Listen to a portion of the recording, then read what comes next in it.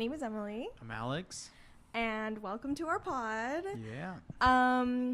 If you're watching, thank you so much for tuning in. This is our pod where we want to talk about aha moments with our loved ones or random ass people on the street. If you'd love to talk to us, about it. I think, we're in our mid-20s. This is a pivotal moment. It feels like both in our personal lives, but also just in the world. Mm-hmm. And we're all learning through experiences, also known as aha moments. And this is very premature. Premature. And so we were hoping that if you're watching, you could help us decide on the names. Would you like to name the names that we have in mind? Right now, I think the front runner is Frontal Lobe Files. Mm-hmm. The other one, I is know we aha had moments. Aha moments. Yeah. But if you'd like to let us know what you think, that would be great. But without further ado, I think we'll start with our own aha moments of the week. And Alex, if you'd like to start, what's been your aha moment this week? I've definitely struggled to come up with an idea. As you know, we've definitely talked about this earlier, and I think just thinking about it earlier, it was not necessarily this week, but I think it's always been something that comes up definitely, mm-hmm. because as you know, I'm always looking for pants or looking for clothes and all that stuff. Yeah. And it wasn't until like a few years ago that I realized that the size doesn't matter, mm-hmm. of my clothing, mm-hmm. Even when I was at a lighter leaner weight and all that stuff, mm-hmm. I went from being have been all the way down to a medium, mm-hmm. and up to a 2X, and even at my leanest I was still wearing an extra large, and I'm like, well, why the hell am I wearing this, And it's crazy because our bodies do change, mm-hmm. and the times do too, right? Like with clothing, there's always new trends, mm-hmm. there's always new brands, and they're bottom all line, very different. You have to make a decision, right? Do you want to look fly for the people like now, or do you want to invest on like pieces? But go on, sorry. And it's definitely been a struggle, but being mm-hmm. okay with getting that extra large or 2 extra large sometimes, just because that's what you feel comfortable with, instead of I want to feel uncomfortable to wear that mm-hmm. size large shirt, that size medium, and I think that's a big thing. And then I think this week too, at work, I was definitely dressing comfortably. I used to wear specific shirts, mm-hmm. That the same size fit very different. They were the same mm-hmm. shirts, but they fit very different.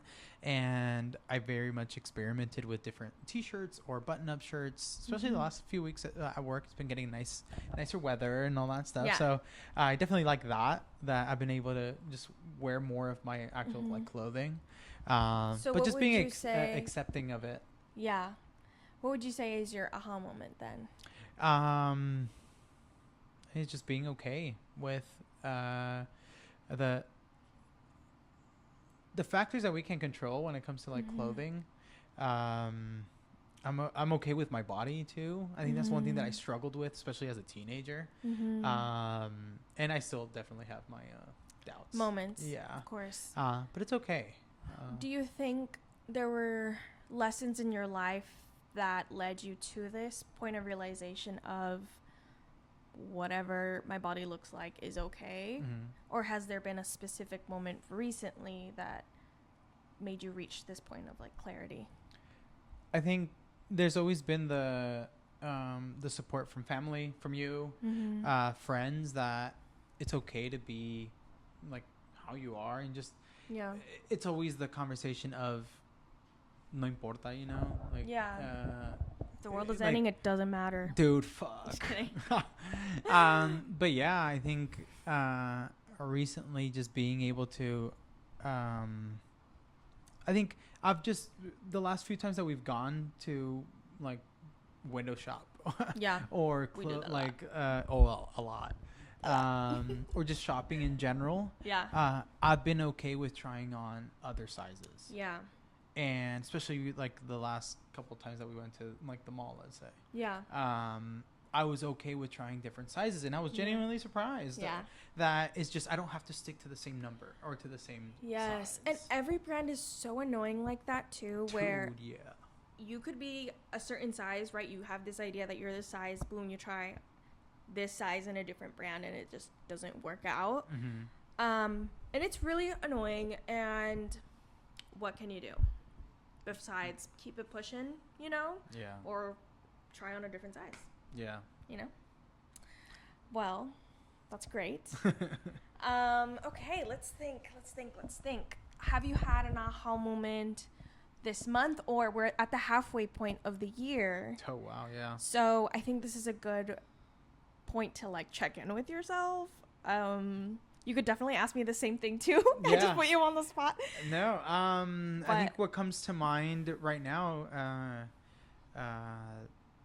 just being able to tackle on tasks as they come your way with, I'm a very big overthinker, as you know, and just being able to tackle on the things that come my way, whether it's for work or when I'm running quite a lot right now. So, I actually have a half marathon a week from today. So I'm excited, but so excited. It's just sometimes the mental aspects of, doing new challenges at work or running. Sometimes I feel like I lag on starting my run because it's just the mental part. Yeah. But once I'm actually doing it, I feel a lot better. So definitely this year, that's been a big thing that I've learned for myself is just do the task. Just take that initiative. Yeah. Sometimes. I think is starting with the going through the motions is what's going to propel you to find the other challenges that come along the way, and being open to knowing that there's other challenges that you're not expecting, that you're not always going to know the stuff that's presented to you. I definitely feel that. And when you get to the other side of challenges, it's the best feeling. Oh yeah. You grow so much and you just become more tenacious. And I think that's a great attribute to have as a person, not even just for work or for exercise, but to have the power in your mind to be like, I'm going to be okay, and self-soothe. And what about for you on the halfway point for this year, like an aha moment or a new learning opportunity that you've had? So there's I have two parts to this answer. Okay, so boom, last year we watched a movie called... I hate this. Hey, and it's premature. When I tell you this is premature, we did not, account for all of this. I don't even know if they're going to... There's a bunch of messages coming in. I don't know if they're going to be able to hear that. It might, because... So the mic. Yeah. Okay. That's my guess. But we watched a movie. The Obamas helped produce it. What's it called? Something about our neighbors? No. We'll put the name here. Right here. No, it's actually... Okay, so boom. Don't watch that movie right now. If you are all about current events, please do not watch that right now. Yeah, it's definitely eye-opening. I'm so thankful I watched it last year. Is it Leave the World Behind? Yeah, I think it might be that one. Yeah. But, we'll put it right here. Anyways, and so after watching that movie, I realized that whether I like it or not, I am American, right? I'm from the United States, as the rest of the world would say. And the reason I don't like that is because of this country's history. Every country has a dark past. Yeah, but the United States is exceptional in its past. Like, I think it was pretty horrendous. It was. And if something were to happen to us, if there were a war on this continent, like actively attacking the United States, I'm American, girl. Like, I don't know. I just had to like swallow it and be like, okay, if this what the movie is talking about happens to us, I am here and I am a part of this country, whether I like it or not, right? Okay, so boom, there's that part. And then the thing I realized this month or this year is that after watching this administration move the way that it does and how they react to people of color not keep like to stand up for ourselves, right? Or any sort of marginalized community standing up for themselves, they don't like that shit. In fact, they will have horses trample you, and they will call the Marines, and they will take over troops that shouldn't be in we're based in California, and that's scary, right? I feel like this country is heading down in a really weird path, and I just think we need to start acting. This is my aha moment. We need to start acting like the most privileged people, like most privileged group in this country. I want you to think about who is the most privileged group. How do they act? How do they vote? How do they move? Yeah, how do they move in this world? And then not necessarily copy everything, but I want to have the same entitlement as them. Same attitude? Same attitude. And when I mean by that, I think you know what I am alluding to. But I think that we need the courage and the cojones to really be like, this is our country. You cannot push us around, right? And I know there's a lot of people who identify with their heritage. You know, this country is made up of immigrants. What the hell? Like, I don't understand the rhetoric. Well, I do understand. But the people who fall in line with the rhetoric it's just like covert racism, right? So yeah, that was my aha moment because of recent events. And I mean, this person was inaugurated in January. So like from then to now, I know we need to move like we are a part of this country people. Because this is all we know. This is all we know. If you grew up here, this is all you know. And I think it's worth protecting. And I think there's room for change. Yeah. But it's going to take a lot. Yeah. It's not just going to be like, oh, I'm going to protest. I think we're past that. Got to be bigger moves. Don't know exactly what that looks like word for word, bar for bar. But yeah, we need to start acting like the most entitled. And I spoke about this in my friend's close story. And if you're watching this, thank you for encouraging me, because those people also told me to start the podcast. Yes. And all y'all are coming on here. Whether you like it or not. Whether you like it or not, you're coming, okay? You enabled me. Okay. You can even be behind the camera and we're just talking to you. And yeah. Whatever you want. Yeah. Okay. Do you want to ask me any questions? I guess I know some part of the answer, but when I know the question is going to be more of like recent times, but also like how long did it take you to come to that conclusion? And not like just as of recent, but even when you were younger. I understand the background that you have in school and all that, but so that might have led to some of these ideas. I think my idea of there's a certain group in this country that are entitled came from a very young age. I think it started with my parents telling me that they knew the capital of every country in the world, and that was ingrained to them at a very young age. Yeah. And that was actually a game we would do on like long road trips. They'd be like, what's the capital of Chile? And then the first one would win, right? Santiago, you know? And that's something that isn't taught here.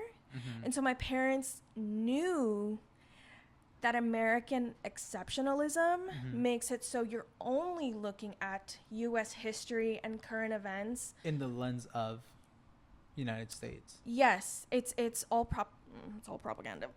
It is.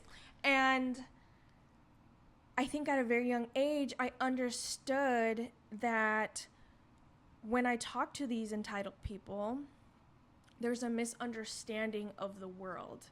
That you do not understand that the world moves so differently than here. And even if it does move differently, the culture, the people, the politics, it doesn't mean it's bad. Mm-hmm.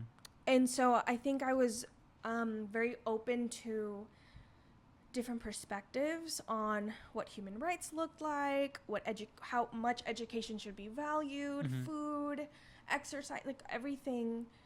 I think that's such a special way to look at the world, and I'm very grateful for my parents for ingraining that into us, that it's Mm-hmm. like, this is not the end all be all. Like, the United States has its flaws. It's great, but it has its flaws like every other country, so you Mm-hmm. can't feed into American exceptionalism Yeah. because you guys aren't white. I am like racially ambiguous, I will say, Mm-hmm. and I like totally, but you know, people have said some off shit to me too, so Yeah. I'm like, okay, it's really confusing how people view me. That part. Yeah. For surely. So yeah, I think it started at a young age, Yeah. thankfully. And I think going to school with people who also come from like immigrant backgrounds, like were raised by immigrants Mm-hmm. from all over the world, and then you pair that with people whose parents are winery owners. Oh, That's a lot of money. that wealth gap Mm-hmm. is crazy. Yeah. And you know, when you're kids, it doesn't matter. But by Mhm. the time you're in middle school, okay, you're still like, okay, this one has money, you know.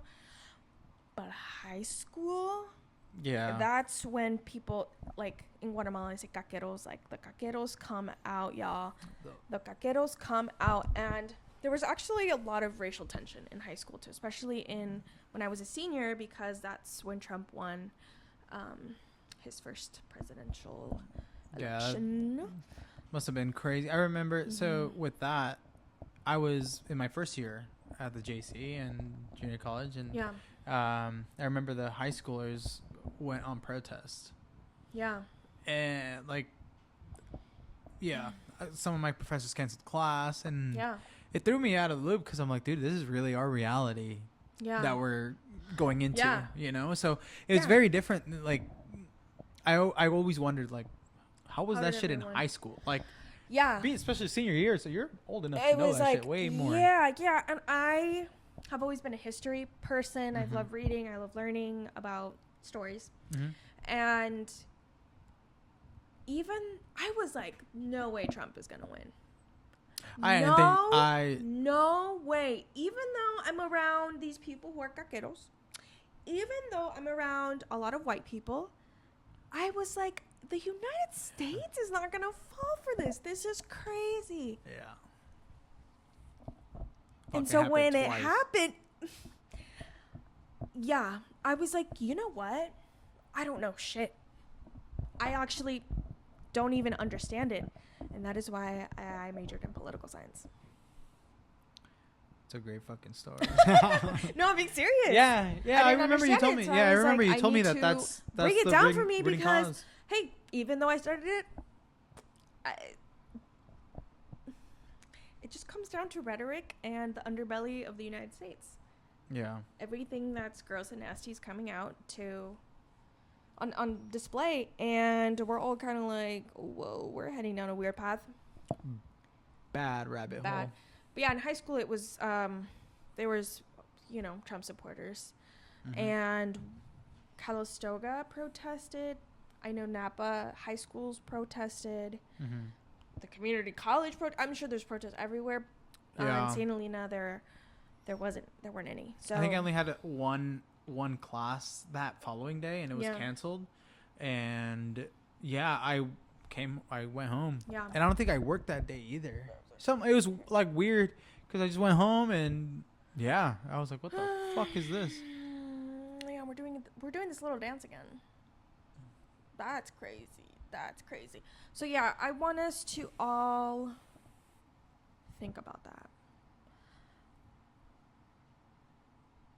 Because that was my aha moment, and that has me thinking. Like, we need to start acting like these motherfuckers back.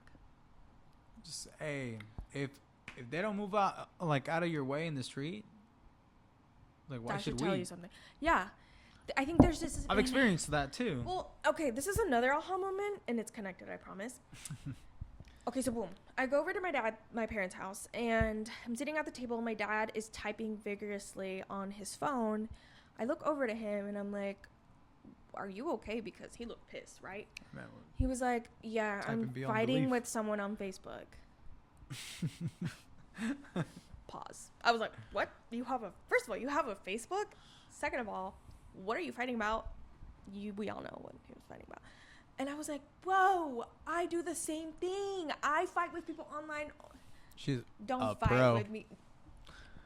Twitter fingers. Yeah, we both have Twitter fingers. Well, his is Facebook fingers. But that was a aha moment. I was like, whoa, I'm more like to my dad than I realized that, like, to my mom too, probably. And my hair is having a hard time. It's day. Anyways, where was I going with that? That's another aha moment. I'm like to my father, but what the person said, the person that he was arguing with was like, in Spanish, she was like, me da vergüenza ver las banderas de enter Latin American country.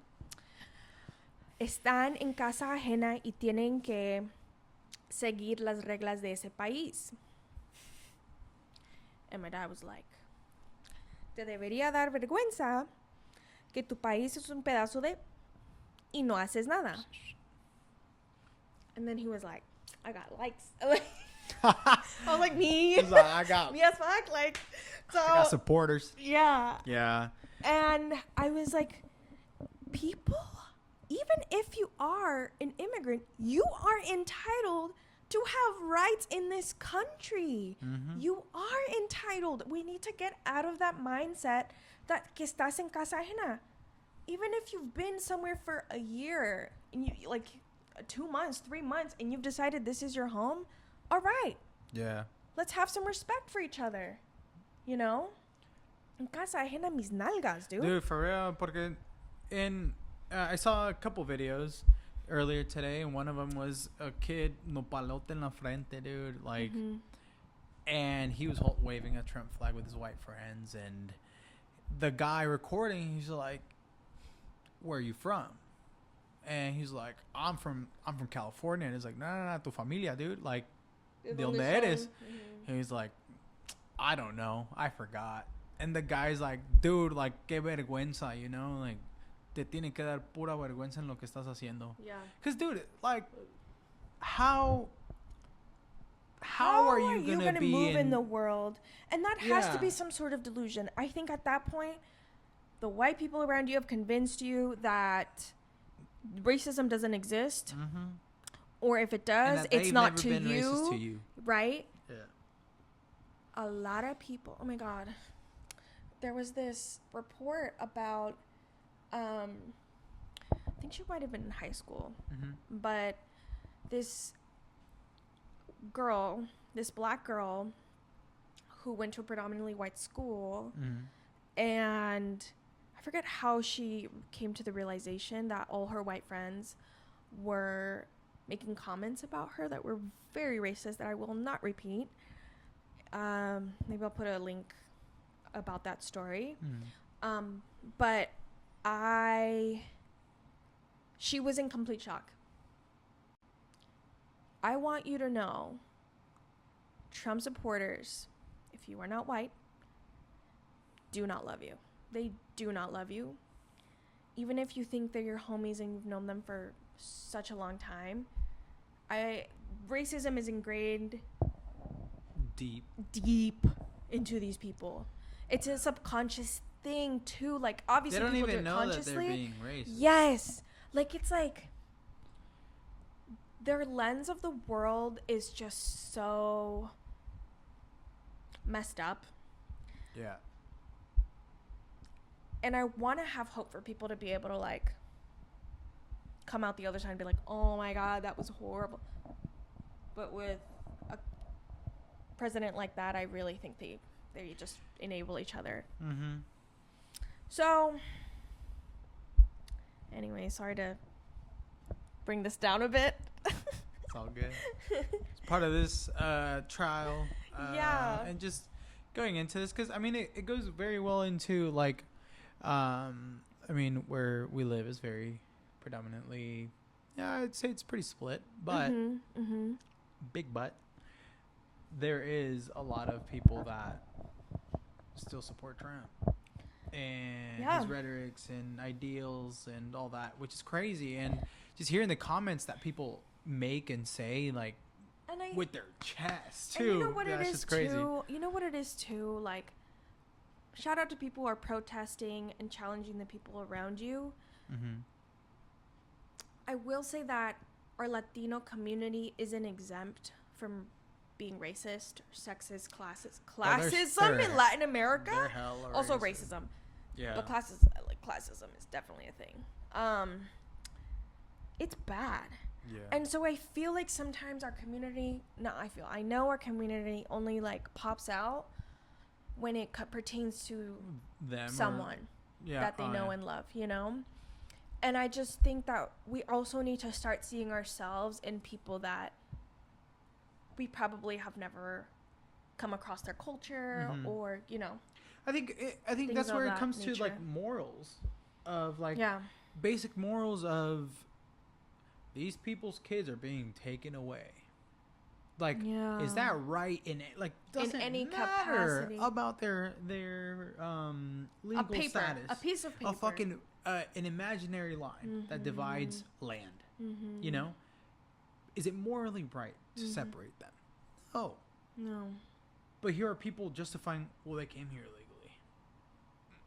Okay. Like I seen like on TikTok, it's like, okay, I saw you do lines of coke. Like last week. You voted for a 34 time felon. Yeah. But what I mean is like we also and you still support. And there's people who aren't, you know, have this sort of immigrant background who are supporting the cause. And so I want to shout out like those people who've come out, and I think that our community should do the same. Yeah. I think it's just going to be a thing of numbers and consistency that has to happen. I think there's definitely like the push for change for a couple of days, you know, y luego ya like se acaba. But no, it needs to be like down.